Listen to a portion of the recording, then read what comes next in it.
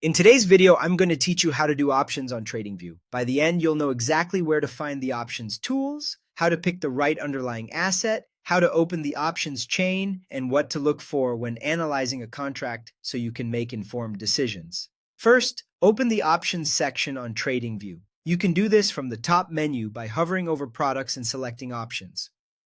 If you're already looking at a chart, you can also open a symbol like SPY or TSLA. Then click the Options tab near the chart. Either method takes you to the same place.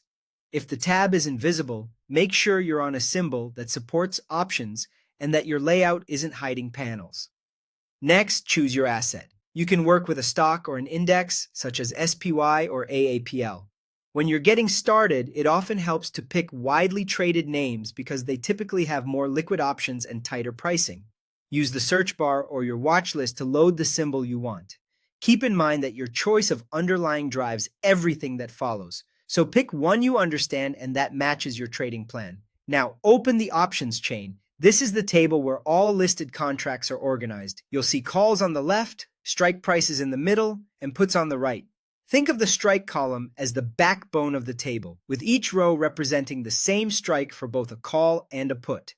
You can switch between expiration dates to see contracts expiring sooner or further out, and many layouts highlight which strikes are currently in or out of the money. Take a moment to get comfortable with the layout before drilling into specific contracts. From here, analyze a contract by checking 4 key items. Start with the strike price, which is the level the option references. Choose a strike that reflects your outlook on the underlying's potential move. Then look at the expiration date. Shorter expirations decay faster and are more sensitive to near-term moves, while longer expirations give you more time but typically cost more. Next, review the premium, which is the option's price. Pay attention to the bid and ask around that premium. Tighter spreads usually mean better liquidity and more efficient fills. Finally, check volume and open interest. Volume tells you how many contracts traded today, while open interest shows how many remain open. Higher numbers in both generally indicate easier entries and exits. That's it. Open the options panel, choose your asset, view the chain, and analyze the strike, expiration, premium, and liquidity metrics. Practice navigating these views and you'll feel confident using TradingView for options in no time.